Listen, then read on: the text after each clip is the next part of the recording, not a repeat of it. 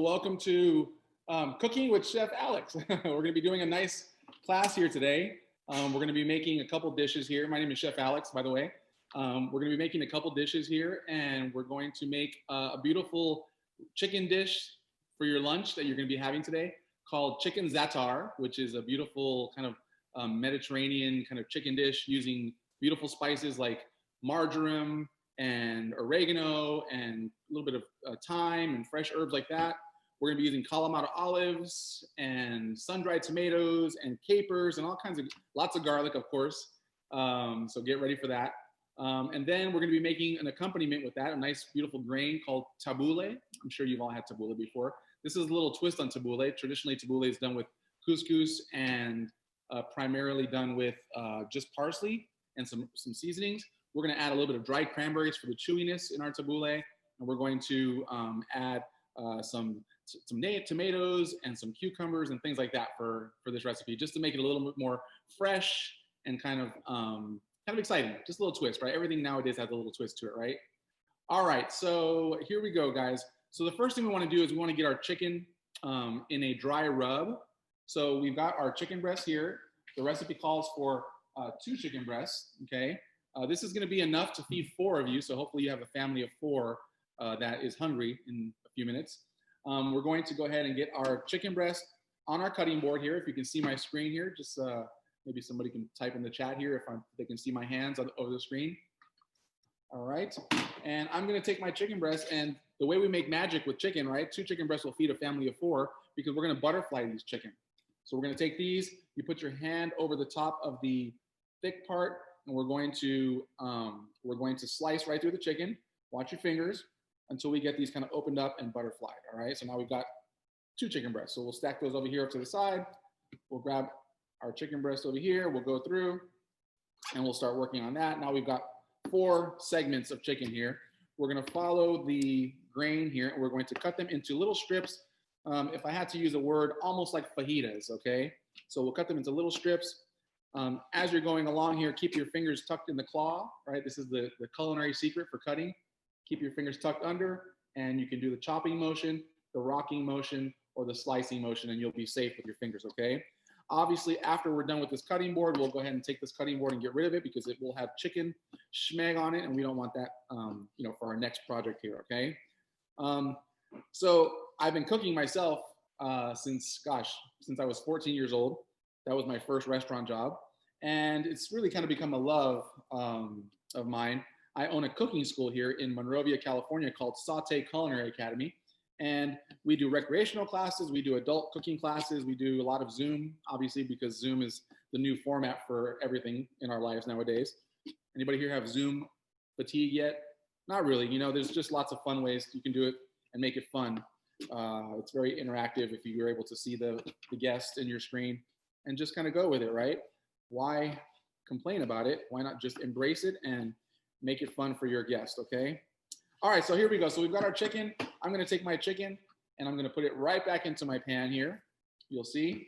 So we'll go ahead and grab this chicken that's been cut into little strips, goes right back into my pan. And I'm gonna take this knife, and it's gone now because we don't need it anymore.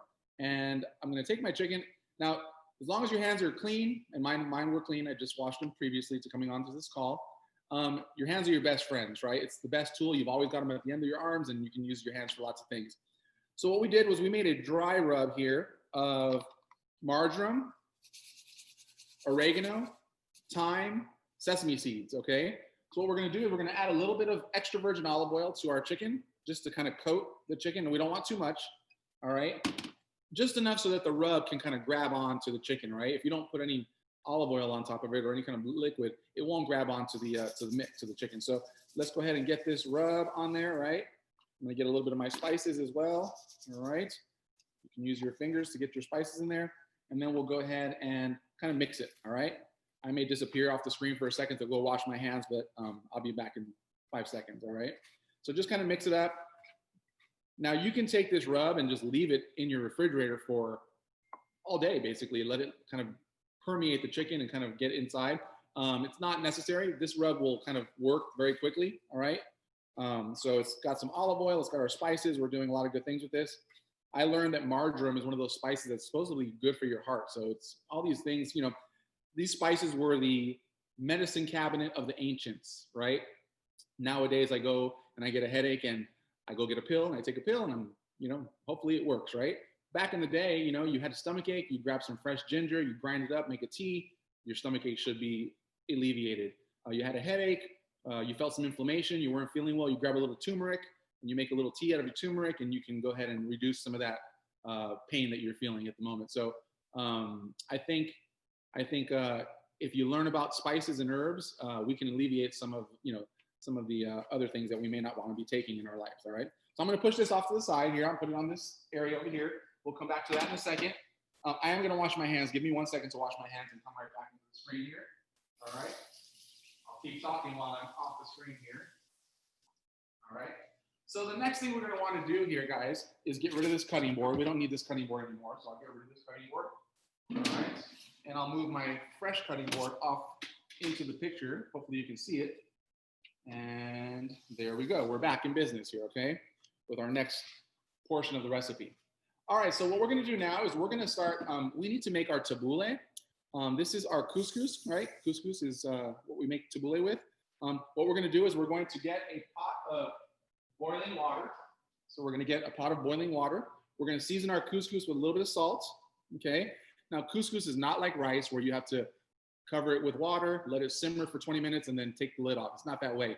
This is called the steeping process. So you're going to want to boil your water. You can use chicken broth if you want, but I like to just use water because we're going to add a lot of fun things to this couscous, so it's going to have plenty of flavor. So you can boil your water. Once it starts boiling, pour it over the top of your couscous, put a lid on this bowl right here, and just forget about it for 20 minutes. And it's going to do what's called steeping. It's going to steep and cook. The couscous will kind of inflate, and you'll have your couscous nice and fluffy. Then we can use a fork to kind of fluff it up later. So I'm going to put this off to the side for a second while my water is boiling, and we will move on to the next portion here, okay? So what we're going to do now, guys, is we're going to start working on cutting up some of our ingredients for our couscous accompaniment. It calls for a cucumber, all right? So we'll grab our cucumber. Oftentimes when you make things like ceviche or pico de gallo or couscous or things like that, we don't want the seeds that come with the cucumber or the tomatoes. So we're going to de-seed this. I'll show you in the screen here if you can see on the monitor here. We're going to take this cucumber, cut right through it, cut right through that end. We'll take this over here, have a little trash bowl for yourselves. And if you can see the seeds right here in the middle, we want to work around that seed bed. But you do want to leave the skin of the cucumber on because that's going to be a beautiful kind of accompaniment to our couscous, which is yellow, okay? You're going to want to take these, put your fingers in the claw, go ahead. And this is what they don't tell you on the Food Network, right? They just make it look like they just chop like crazy. You need to keep your fingers tucked under, excuse me. And then we'll go ahead and take this and we'll make our little dices of cucumber. So hopefully you're keeping up over there. I'm not going too fast. I know I tend to go a little fast just because it's kind of hard to cook slow for me. And this is something that Elise is going to talk about a little bit later, kind of focusing on slowing down and really enjoying the process and the whole experience, right? It's almost like, for me, it's almost like riding a bicycle. It's kind of hard to ride your bicycle really slow, right? You'll tip over. But if you kind of get a little rhythm going here, it all works out. All right, so we've got our cucumbers chopped up. We're gonna work through that. All right. Hopefully you guys are keeping up here.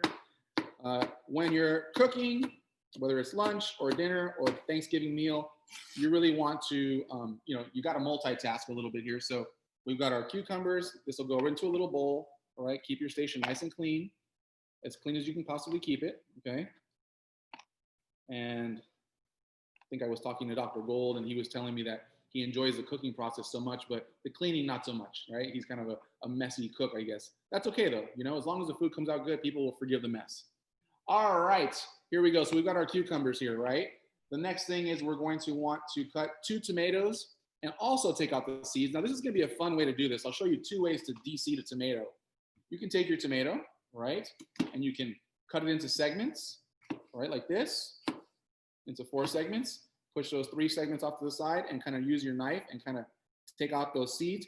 Now people always ask, why don't we want the seeds? What's wrong with the seeds? And what's wrong with the seeds is that it brings over too much moisture. The pulp and the seeds bring over too much moisture to your recipe. So we just want a nice, clean kind of tomato here, okay? We don't want the seeds. All right, so I'm gonna go ahead and do the same thing I do with my cucumber, nice and small. We don't want anything to be too big in this recipe just because, you know, the couscous is the star of the recipe, okay? And so you never want to compete with the star. The star is the star, right? So if you start making things too big, then people forget about the couscous and they start noticing all the other stuff that's kind of should be an afterthought, right? The couscous is the star. All right, so that's the first way to do it. I'll show you another way. After working in restaurants for so many years, I work for a chef who says, you need to do that much faster. You can't be as slow as you are. And I said, oh, okay, chef, show me a new way. So he showed me this kind of fun way to do it. You take the tomato right there, you cut off one end of it, spin it around, cut off the other end, stand it up. All right, now you've got your standing tomato with no tips. Give it a little score it down to your cutting board, lay it flat, give it a little pinch, and just roll the tomato all the way through, right? And now you pull out the entire core, okay? And now you've got that. You can either, now don't throw these away. You can use these for marinara sauce, or you can make yourself a bolognese or some kind of tomato-based sauce, but I'm not using them today, so I'm gonna put them off to the side in the cup, right? Scoop out any residual seeds that I may have here, right? So my seeds go out, and now I've got my nice, clean tomato right there, okay? And now I can do the same thing I was doing before. I can go ahead and slice and dice and slice and dice, keeping my fingers in the claw, right? And there's no fear of cutting ourselves. Watch me cut myself. When you keep your fingers tucked under, put everything in a nice little row. These are called little juliennes. And now you can make your little dices of tomato, push them off to the side. And it just alleviates you having to do it 4 times with these segments 4 times. We don't want to do that 4 times, all right? Especially in a 45-minute cooking segment here that we're doing. All right, I'll put this one off to the side as a garnish for later. Once again, grab these little cups. These little cups, guys, are fantastic. I get these at like a local Smart and Final or Restaurant Depot, and I take everything and I just put them in my cup. In French cooking, the chopping and the dicing is called mise en place. Mise en place. So mise en place, if you speak French and you hear anybody speak French, I guess it means everything in its place, all right? You don't start dicing the chicken and dicing the garlic when you need it. You dice it prior to cooking, and that way it's everything in little cups that you can just go and grab and go. And that makes cooking a lot more fun than dicing it as you go, okay? All right, next, let's look at our recipe here. We need garlic. Oh, I bet a lot of you guys buy garlic. You buy the garlic already in a little jar, kind of diced up. I do too. It makes my life easier. But today we're gonna use fresh garlic, right? Now this is a garlic bulb here, right? This is the whole bulb. Inside of a bulb, potentially, I don't know, there might be 10 garlic cloves, okay? So we need to get the cloves of garlic. And this recipe calls for 3 garlic cloves. But if you wanna be smart and you're cooking both these recipes at one time, you're gonna wanna look at the other recipe and see how much garlic that recipe calls for. So that recipe calls for another, let's see if I'm looking at my recipe here. That recipe calls for another 4 or 5 cloves of garlic as well. So we're gonna go ahead and mince quite a bit of garlic just because we don't wanna have to do it twice, okay? Let me get my water for my couscous, and I'm gonna show you guys on the screen here what I'm doing. I will take this water, all right? I'll pour it right over my couscous. All right, you can see that, okay? It goes right over your couscous. Don't stir it, don't do anything to it, and just take another bowl and put it right over the top of your couscous like that. So now you've got this little chamber here with couscous that's being steeped, and you can put it off to the side. And it says 20 minutes in the recipe with the lid on. You can leave this on for half an hour if you want. You can't mess it up really, okay? So now our couscous is nice and safe inside of our bowl. I'm gonna set this off to the side here, all right? And I'm gonna start working on garlic. Now garlic is the bane of my existence, right? Because I love it so much, but they make it so difficult to get to the garlic, okay? It's trapped in paper, all right? And that's always difficult to get off. So what we're gonna do is we're going to snip off one end, snip off the other end, give it a little pound with your knife, and put it in a little bowl, okay? Like this, a little bowl like this, the garlic. Let's do it again. Let's snip off one end, snip off the other end, put it in a little bowl, give it a little pound, all right? Snip off one end, snip off the other end, give it a little pound just to loosen up that paper, all right? And then you take another bowl like this, you put it over the top, and you shake it. Right? Anybody old enough to remember back in the day, shake and bake, right? Shake and bake? I don't know. I think I just aged myself. But anyways, a little shake and bake, right? You're shaking up this garlic, okay, in the bowl.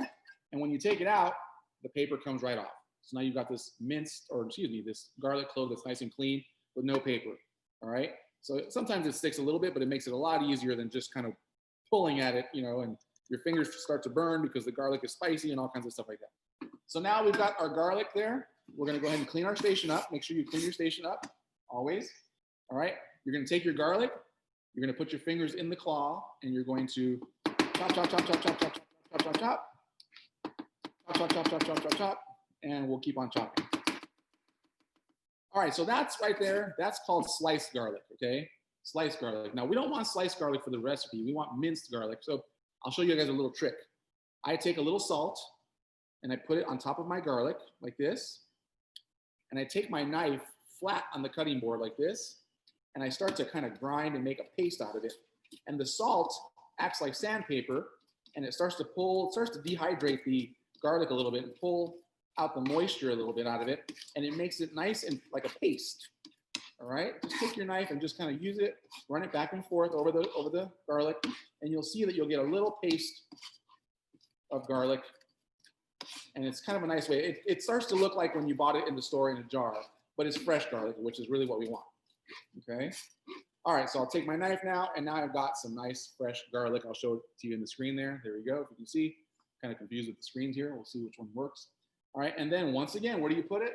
You put it in one of these little cups, okay? That way you have it off to the side.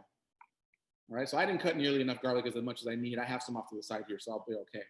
All right, guys, here we go. Refer to your recipe. You guys should all have recipes in front of you. So we've got the garlic. We need to cut up some parsley, right, for our tabouleh. So I've got a nice fresh bunch of parsley here, right, okay? It calls for a quarter bunch. You're gonna eyeball it, right? There's really no way to kind of measure a quarter bunch. This is one bunch of parsley, so I'm gonna take a quarter of it, right? I'm gonna eyeball a quarter. Just twist off about a quarter bunch, put that back, and now you're gonna take your knife again, and you're going to, now I've seen people, you know, they don't like the stems, right? Believe it or not, there's a lot of flavor in those stems. They're kind of succulent, they're really good. So I leave them on, but yes, you can take off the leaves off the stems, but I leave them on because I'm gonna take this and chop it up so small that you won't even know that there were stems in there. It's gonna be like parsley dust, okay? So I'm gonna take this, kind of bunch it up, boom, boom, boom, keep your fingers in the claw, run your knife through, and now you just start to kind of chop, chop, chop, chop, chop, chop, chop. You wanna chop up enough parsley because we're gonna use a little bit as a garnish at the end as well, okay? Something green. We eat with our eyes, right? And I'm sure Elise will go into this in a little bit, but you know, we have 5 senses. We have the sense of sight, we have the sense of, you know, sound, smell, taste, and you know, we have all these senses. So do we smell our food? Of course we smell our food. Do we listen to our food? Absolutely listen to our food, right? If you put some chicken into a pan and the pan is not hot enough, you won't hear that beautiful sizzle that the pan is telling you that they're ready to cook, right? When you put your chicken or protein or vegetables in a nice hot pan, the pan talks to you. It tells you, let's do this. I'm ready to cook, okay? So you want to get everything, you know, you want to use your senses, right? I'm of the opinion that if it looks good, if it smells good, if it sounded good, right? If it feels good, you're making meatballs and they're not falling apart, right? Or whatever, chances are people are going to enjoy your food. All right, here we go. So we're working on our parsley, right? Just get it all chopped up small, all right? Nice and small, get it all chopped up. And you know, you don't have to go as fast as I'm going, but once again, this course that we're doing here, this segment of the program is about 40 minutes long. So if for some reason you don't finish when I finish, okay, you guys are more than welcome to, you know, just continue along. You have the recipe, okay, and you can finish up at a later point, okay? This is not gonna go bad. All right, here we go. Let's kind of speed up the process here a little bit, just to kind of make you guys, I know you guys are hungry, as am I. I haven't had lunch yet myself. All right, so there's our parsley. I'm gonna give you guys a little secret here, all right? Parsley all over my cutting board doesn't make me happy, all right? So I'm gonna do this. You only get one chance to do this, okay? You can, and because it's not a protein and it's not gonna cross-contaminate anything, you can take and flip your cutting board over, okay? I don't know if that was allowable, but that's a secret. All right, so now we've got that. The next thing we're gonna do is we're going to, let's see, what else we need? We need some mint, all right? So I've got a nice little bunch of mint over here. I love the smell of mint. It's one of my favorite things. Oh, so good. I put mint in everything. So we got some mint in my yogurt for a little tzatziki sauce, mint in on my meats, mint and all kinds of stuff is just amazing. All right. So we've got our mint. We'll take that mint and we're going to do what's called the chiffonade. We're going to take the mint and stack it up on top, okay, like this. Make a little a little stack of mint like this. All right. And now you've got your mint, and you'll go ahead and take this and you'll go ahead and roll it and roll it and roll it into kind of somewhat like a little cigar, a little packet here, okay? And then what we're going to do is just take our knife and we'll run it through the ends of the mint, and you will make these little kind of hairs of mint that are going to be beautiful in our recipe, okay? So work on that for a second, guys, while I finish up my mint, and we'll keep on going here. I'm not going to skimp on this. I'm going to continue on this because mint is just amazing. Helps for stomach aches too. I put it in my tea at night, and it makes me relax, and it kind of eases any kind of stomach issues that I may have from the day, you know. And it's just really a nice kind of accompaniment, right? Mint is amazing. All right, there we go. Keep a little mint for garnish for later, right? Okay, and where does the mint go? We take the mint and we put it in our, now because we're making this recipe right now, it's okay to cut your mint right now. If you were making this recipe and you were going to be cooking it later, you would not want to cut your mint because it'll start to oxidize. It'll start to turn black and brown around the edges, and we don't want bruised mint, okay? We want everything to be nice and fresh, but we're going to be using this pretty soon, so not a problem for us right now. Grab my towel. I can't flip my cutting board over again because I've already done it. All right, get all my nice and clean here, okay? There we go. All right, let's see what else. I've got my dried cranberries here. I've got my garlic. I've got my capers, okay? We're working on 2 recipes at once, guys, so you got to kind of flow with me here, all right? So let's just go down your list. It's always good to have a pen and just mark things off your list as you go, okay? So I'm going to make my dressing for my tabouleh. The dressing is the juice of 2 lemons, so I'll grab my 2 lemons here, all right? Go ahead and take my lemons. You can see them right there. I'll grab a juicer. I'm going to take one of those cups again, all right, and cut the lemons in half and juice them right into my cup there, okay? So I'll go ahead and get that done. You can see that. The juice is going right in the cup. If you have small lemons, do an extra one, right? If the lemons are, they're different sizes, right? And that's the thing about recipes, y'all, is that sometimes, cooking is, it's just a recipe is just a roadmap. It's not the end all be all, right? So for example, if a recipe calls for 6 garlic cloves and nature gave that bulb of small garlic cloves, then I put a couple more, right? It's not gonna destroy it.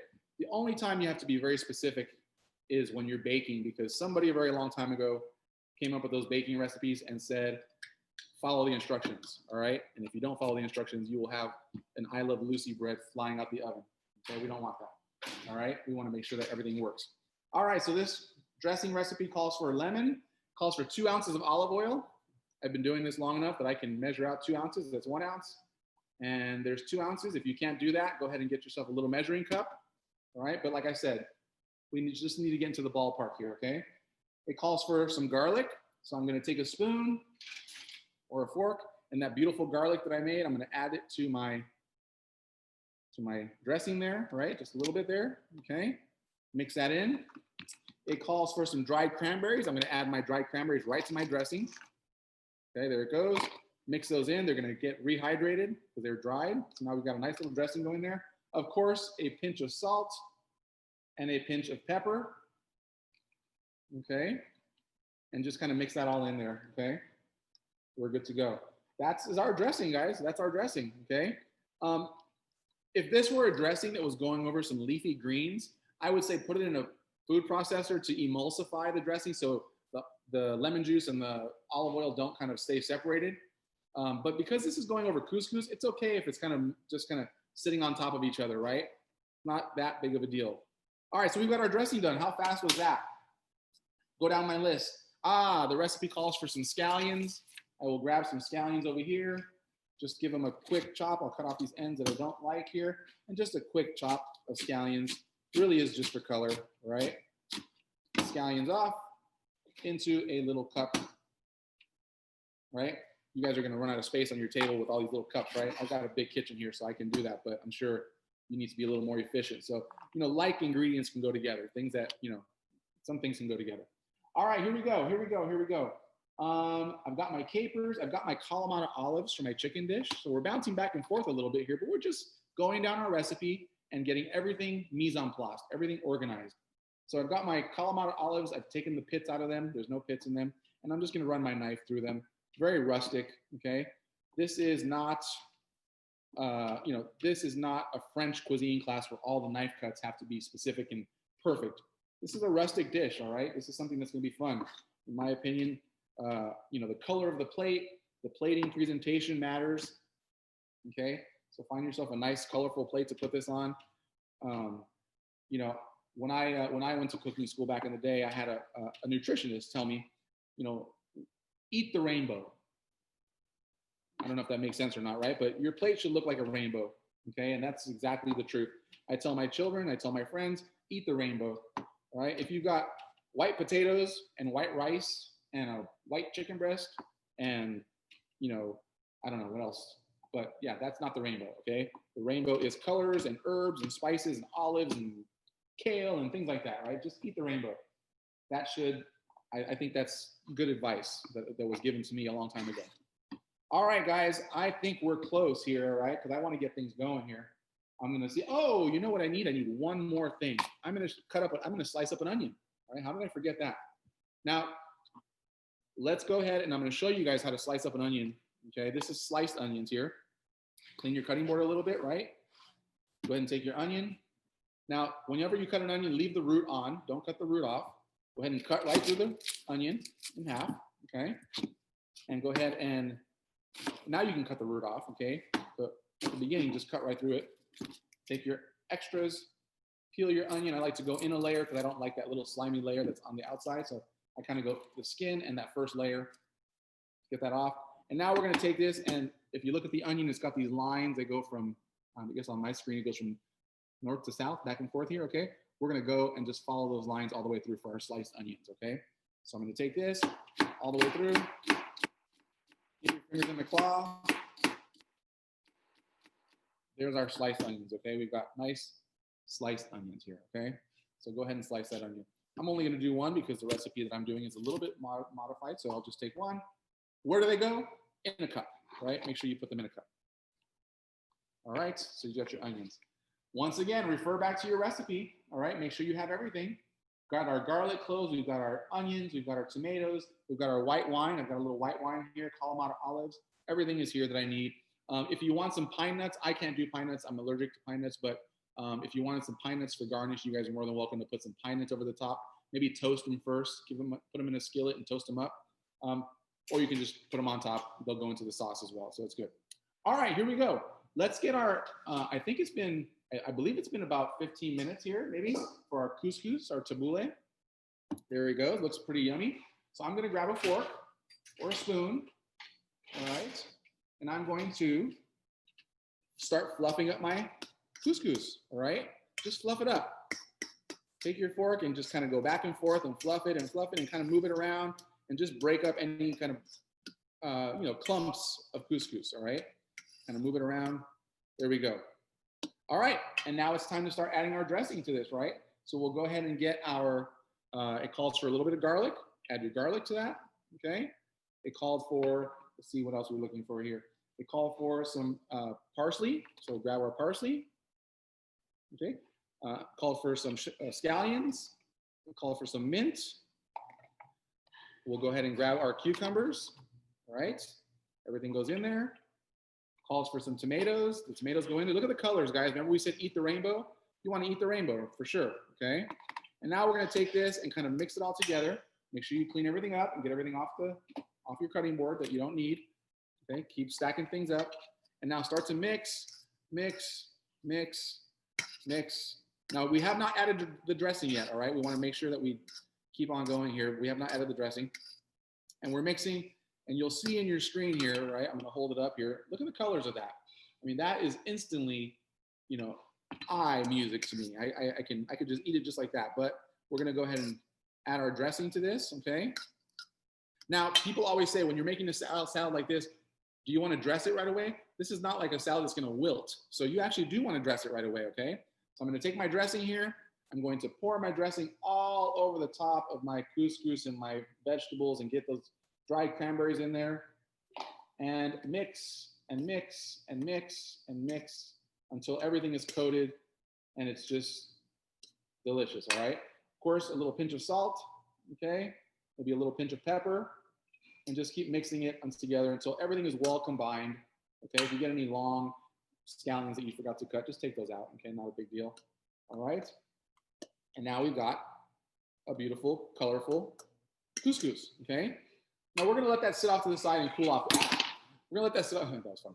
We're gonna let that sit off to the side and cool off, okay? We don't want necessarily to serve that up just like that. Couscous can be eaten at room temperature, okay? I'm gonna put this off to the side here. All right, we are now heading to chicken, guys, all right? I'm going to move my cutting board out of the way here. Excuse me 1 second. Because it's couscous time, or excuse me, it's chicken time. Clean up a little bit, right? Go ahead and take everything and give it a little wipe down. All right, things go off to the side here. And we're gonna take this all the way through the plating, guys, all right? So hopefully you're keeping up a little bit here with us. I'm not going too fast, but like I said, for me, it's easier to cook a little bit of momentum than it is to just go so slow, okay? So I'm gonna pull my induction burner right here in front so you can see it, okay? Right here in front of my camera. And this is an induction burner and it conducts heat to stainless steel. I'm gonna grab my stainless steel pan. I'll go ahead and put it right on my stove top right here, right, okay? And I'm going to go ahead and turn it on. And I wanna get it hot pretty quickly, so I'm gonna go ahead and get the flame going here. All right, I'll put it on like it goes to number 20, I'll put it on like number 10 or 15. And now we're gonna grab our chicken and a wooden spoon and a little bit of olive oil. Now people always say, how much olive oil? Well, we're not trying to deep fry this, obviously, right? And we want to use these good fats. So this is extra virgin olive oil. And I would say just enough to coat the bottom of your pan, all right? Just enough to coat the bottom of your pan, okay? We don't want to go crazy with the olive oil, even though it's a good fat. It's not, we're not using bacon grease or anything like that. Get your pan nice and hot. Remember we talked earlier, your pan will talk to you, right? How do you know when your pan is hot? When you kind of see it popping a little bit, or you see it that it starts to, a little smoke point comes off of it. If you put a piece of chicken inside of it and you don't hear anything, the pan is telling you to back off. It's not ready. So you want to make sure that the pan is nice and hot. So when you put the chicken in the pan, you hear that beautiful sear. Okay, you'll hear that sound. Okay, so give it a few seconds and it'll start to get nice and warm. Your couscous is sitting good, right? You've got all your other stuff mise en place here, ready to go, and the chicken is going in the pan next. All right. I wish I could see you all so I could answer some questions or kind of dialogue back and forth with you, but that's okay. This is fun nonetheless. All right, guys, here we go. So I'm gonna go, I feel like I'm getting a little bit of smoke point off my pan here, and I'm going to add my chicken to the pan, okay? Just add it all, okay? Put this off to the side. And start to move your chicken around, right? We're sauteing, excuse me. We're sauteing this, all right? Now, the chicken will start to stick to the pan, especially if you're working with a stainless steel pan. So let it stick. Don't kind of destroy it and rip the chicken apart. Let it stick. That's called the Maillard reaction, where a protein starts to caramelize and it reaches a certain temperature. And now we've got this beautiful kind of sear on the chicken. All right, so you want it to sear. All right, so let your chicken sear. Once it's seared, it'll almost like lift itself off the pan, okay? So let it do its thing. Wow, these spices, I'm sure you guys at home who are cooking are gonna notice, these spices will transport you to a Mediterranean country immediately. I mean, the smells and the aromas from this are just beautiful. I can smell it already. It's almost like, oh, right? I feel like I'm sitting off the, off the coast of the Mediterranean Ocean somewhere. All right, so we've got that going on. Let that do its thing. While we're doing that, right, we're gonna go ahead and add our onions. Now, also, for those of you who are vegetarians, right, in your recipe, there should be an option for tofu, okay? You could have taken your tofu, squeezed out all the liquid out of your tofu, and cut it into little maybe 1 inch by 1 inch by 1 inch squares, okay? Or you can do strips if you like as well, but it needs to be extra firm tofu because we don't want it falling apart in the pan here, okay? So then you could do the same thing, little olive oil, sear it off, and then you'll start adding your vegetables and all your other spices and stuff like that, and it would be the same idea. All right, so we've got this chicken going here. All right, I've got 10 minutes on my segment here, guys, so I'm gonna speed it up a little bit here, okay? While my chicken is searing here a little bit. Okay, spread it out. We don't want mountains of food. You don't want things like this in your pan. Things like this, the stuff at the top is not getting any love at all. You want to make sure that the ingredients are spread out. And this is why you'll see chefs sometimes kind of shake things around a little bit, right? Just to kind of flatten the pan out. All right, so now we've got this beautiful chicken dish going here. Our couscous obviously is still as beautiful as ever, colorful, okay? The next step in our recipe is to go ahead and add the garlic and the onions. I'll add the onions first, just because garlic, it burns very quickly. So you want to get your onions in there to start softening up first. And then you can go ahead and add your garlic after. But yeah, get those onions in there and kind of push them to the bottom of the pan so they're getting lots of love from this heat that's occurring here. All right, now we've got this beautiful saute going on here. Things are happening. Keep things moving, guys, all right? We are actually sauteing, right? The word saute means high heat, constant movement of the pan. Don't overcrowd the pan. So if you had more than this amount of chicken, you'd probably do a second pan, all right? A little bit of fat in the pan. If you put too much fat, now you're deep frying, which is a technique, but not the technique that we're looking to utilize today, okay? And keep things moving, all right? Saute. The word saute in French means to jump. All right, so saute the chicken, saute your vegetables. I actually named my school after my favorite technique of cooking, which is called sauteing, right? Saute. All right, so now we've got that going on here, okay? And you want to make sure that you cut all your chicken in the same sizes. That way they cook evenly in the pan. If you have big chunks and small chunks, then obviously things just start going south here. All right. Now, if you ever felt like your chicken is not cooked, you could take this entire stainless steel pan, drop it in the oven at 350 degrees for about 5 minutes, and that way you ensure that the inside is cooked all the way through. But I think we're gonna be okay here with our little saute. We'll be fine. Okay, I'm starting to see everything kind of sear. All right, so I'm not gonna touch this for a second. I'm gonna let it do its thing. All right, the next step will be our garlic, right? So let's get our garlic in there. The next step will be to get our diced tomatoes. Okay, so we're gonna get our diced tomatoes. And I'm gonna add my sun-dried tomatoes to this as well. Okay, so I've got sun-dried tomatoes and diced tomatoes in there. Now, there's that color we're talking about again, right? We're looking for that color in everything that we do in our cooking world. All right, let it do its thing. If you move it around too much, it doesn't have a chance to kind of get the love from the pan, okay? So, all right, so now we've got that.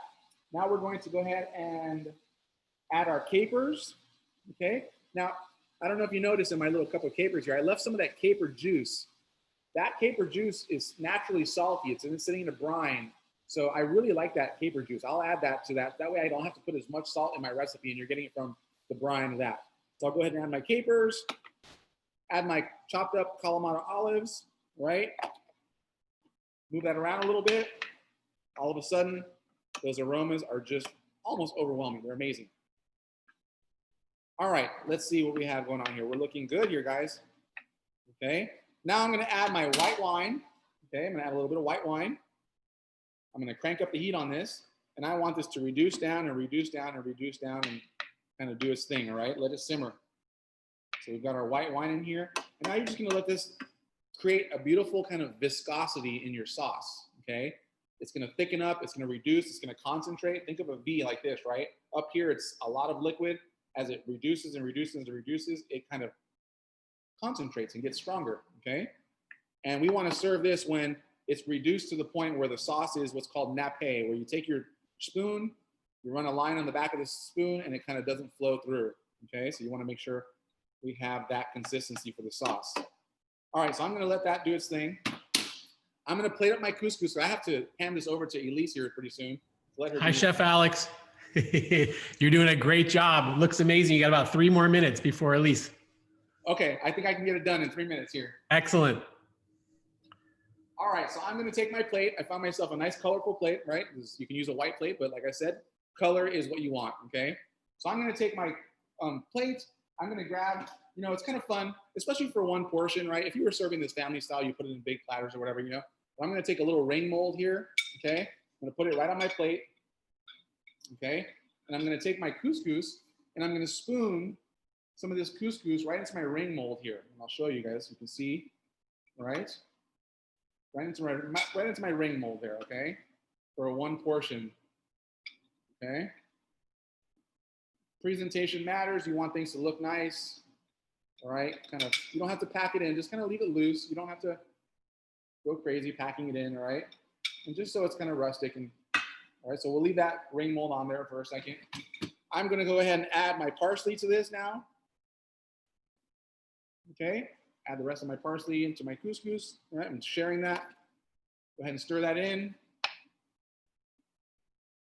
And let's serve this up, guys, all right?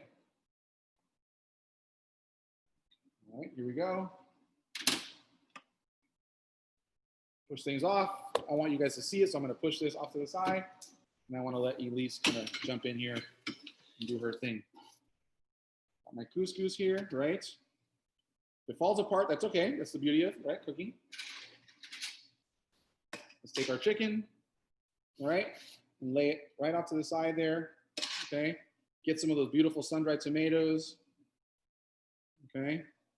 Right on the top there. Get some of those beautiful Kalamata olives, okay? All right, and I'm gonna let this reduce down more. But that's the idea, guys, all right? A nice fresh plate of couscous with chicken za'atar, okay? A nice reduction sauce that has reduced from that pan. And bon appetit. Have fun, guys. Enjoy your meal. All right, Elise. Thank you so much. We're all giving you virtual applause. Thank you so much, Chef Alex. What a fantastic dish. All right, we're going to bring Elise in for some tips on mindful eating.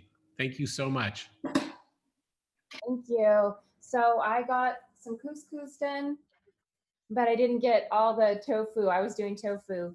So wherever you are in your cooking process or you're eating, let's take a deep breath together and let that breath bring us all together into the present moment. And then let's take another breath and let it out with a sigh. And I'm going to just continue to talk while you eat. And we'll take a moment, because we don't have that much time together, we'll take a moment to have some silence. But I want to speak first, because then you can get to know me. And you can see that I joined in on all the cooking fun. I really enjoy cooking myself. And cooking is such an excellent mindful activity because we use all of our senses. We use sight, smell, taste, hearing, and touch. We touched, whether it was tofu or chicken, we touched it with our hands. What did it feel like? Have all those sesame seeds. I did marinate, and all those herbs and the smells. Cooking is very therapeutic for those reasons. So think about, if you're still cooking, maybe you can smell or see something. Just take a moment to be very mindful of whatever you're doing in the moment, whether it's cooking or eating. Just take a moment, and what sense do you perceive right now the strongest? What is the sense that is speaking to you? Is it your smell? Is it your taste? Is it what you're looking at, the beautiful dish? And then maybe even mindfully reflecting on our journey. Were you rushing? We're human. It's not about being perfect. Mindfulness is all about being present in the moment without judgment. Not good or bad, but simply noticing. Were there certain times when you felt your experience was pleasant, or maybe it was unpleasant and you felt a little rushed? Think about those things. And what did you take with you? What can you bring to your life from this experience? I'm giving people a little time so they can catch up. If you haven't started eating yet, I'm going to take a mindful bite with you.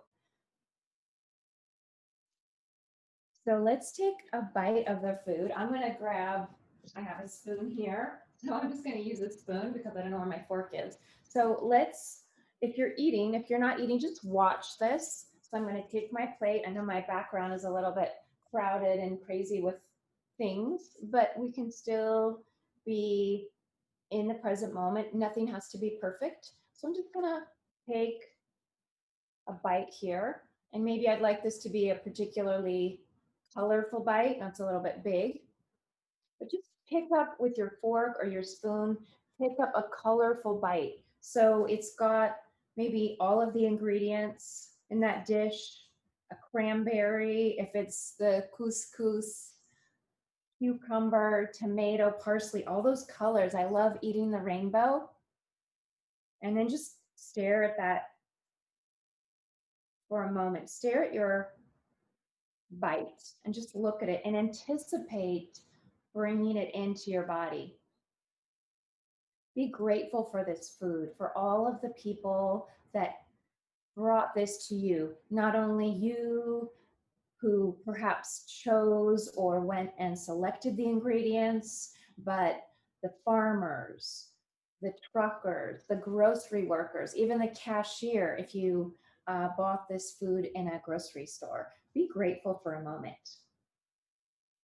And then we're all going to take this bite and we're going to put it in our mouths. I'm going to pretend I'm putting it in my mouth so that I can talk while you guys do that. And then just let it kind of rest on your tongue for a moment. And don't start chewing it. Just let the flavors go into your mouth. And there might be a desire to chew, but see if you can hold back and just maybe close your eyes and experience everything that this little bite, but with so much potential, almost like the world is in this bite. And you're like a child with wonder and awe of what you have created today. And if you didn't do a recipe today, you can just imagine that you've done this, and then you can do this in the future. Then you can go ahead and start to chew. And let's chew this bite very slowly. So start to chew and maybe counting.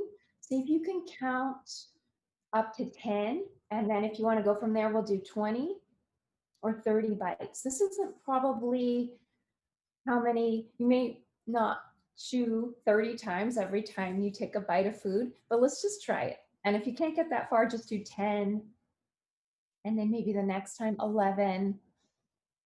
So start to chew. You may have gotten to 10. If you need to eat that bite, that's okay. And we are on a time deadline. So I understand if you have other things to do. And this is something you can practice. If you can't practice it now, feel free to try it at another moment.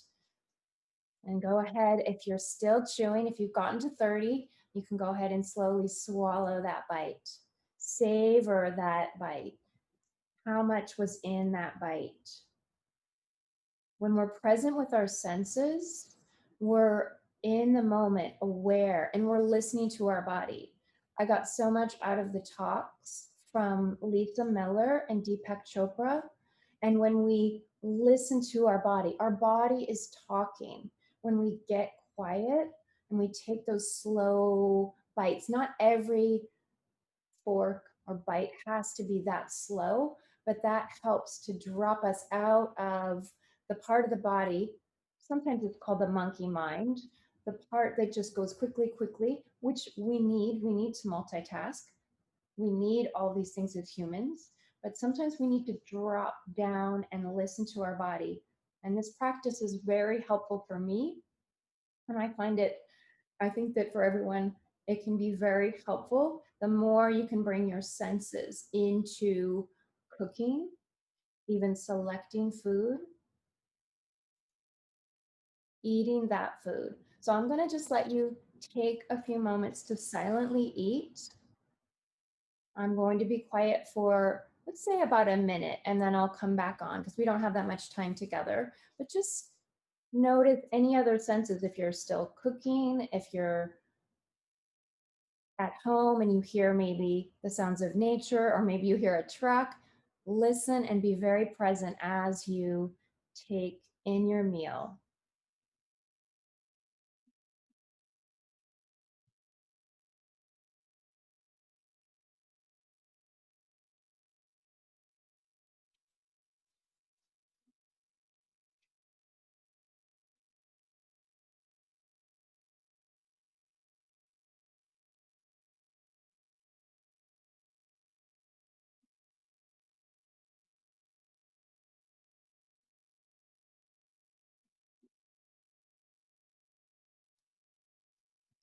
Okay, that was our moment of silence. If you're still eating, continue to eat. If you have your hands free and you're not eating, let's take our hands to our heart and let's reflect back on this segment. We had a very short time together, but I want you to think about your takeaways. There's so much to say about mindful cooking and mindful eating, and I'm tempted to just continue to talk and talk, but I want you to really feel a connection to this time we had together. And I want you to take that connection into your life. So placing your hands on your heart, or if you're still eating, just bring your attention, part of your attention to your heart area. And just think of letting your heart open and think of that childlike wonder, that beautiful expansive space. And I believe this is what Lisa Miller talks about when she talks about the spiritual child. Some of us had that cultivated when we were young, and then others of us are working on keeping that going or recreating it as adults. So with your attention on your heart, think back in the past 45 minutes. Was there some special memory? What was your favorite part of this time together? Was there a sense that you associate with this hour? Maybe a moment when you smelled that Mediterranean, the marjoram, the oregano, all those spices. I can't remember the last one, but that was my favorite moment when I had all the spices and the sesame seeds and then dropping the food into the pan and that smell. Maybe you have a different moment. Maybe you loved the way the couscous looked, because I love couscous. It's very colorful. Or maybe it was something completely different. Enjoying being in your kitchen.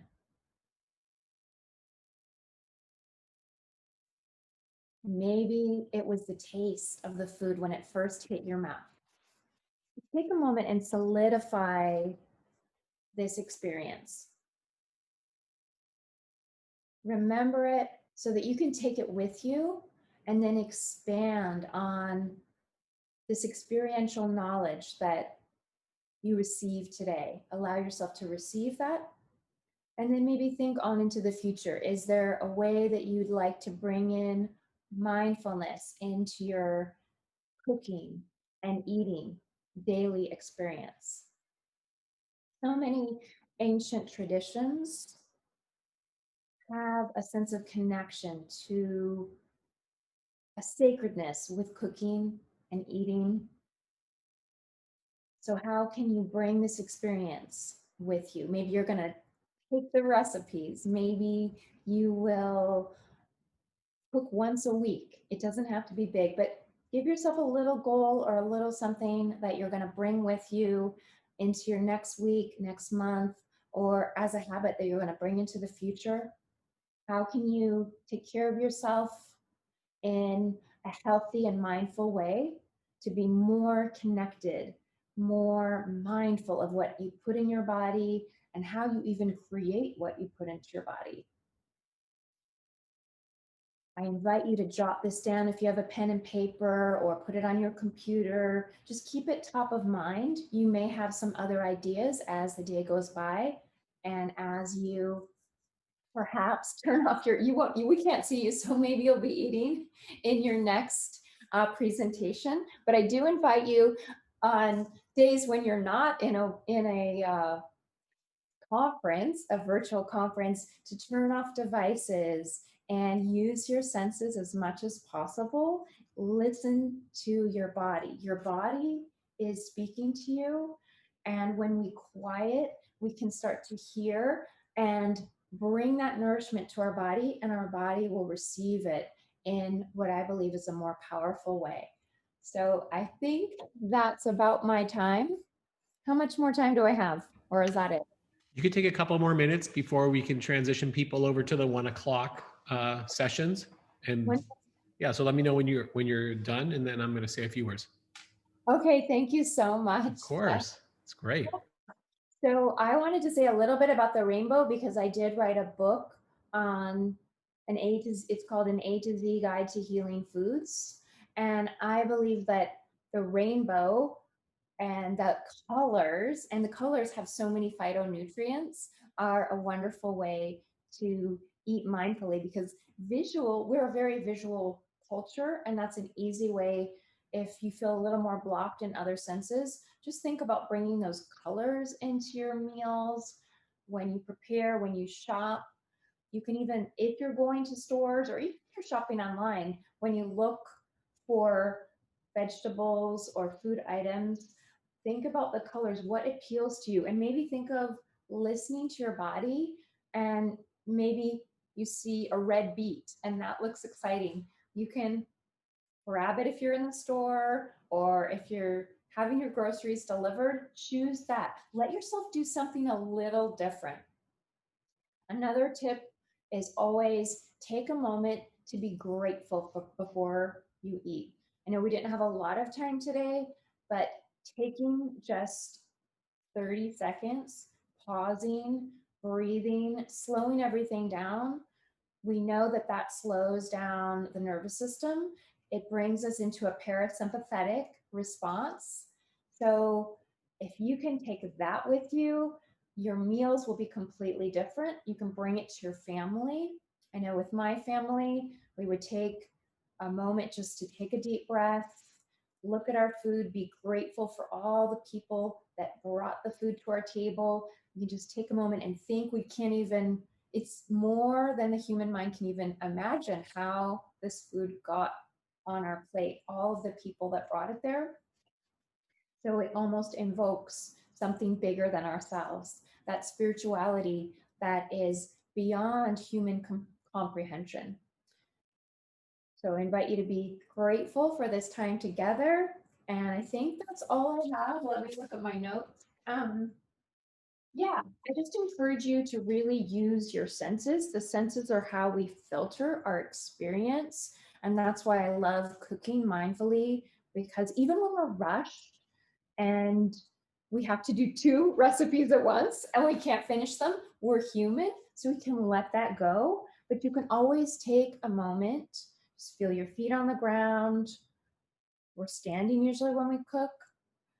Feel yourself in the present moment and then continue. Sometimes we keep rushing and that actually slows us down, because that's when we burn things or when we make a mistake. So we're not all as fast as Alex. So I know that I did not get done, but think about that when you're cooking. And what I notice is my food always tastes better when I'm present and enjoying the experience of cooking. Try it. When you're not enjoying your food and cooking, it doesn't taste as good. When you really love cooking and you're enjoying the process, I swear it tastes better. So with that, I'm going to hand you over to Jeffrey, and thank you so much.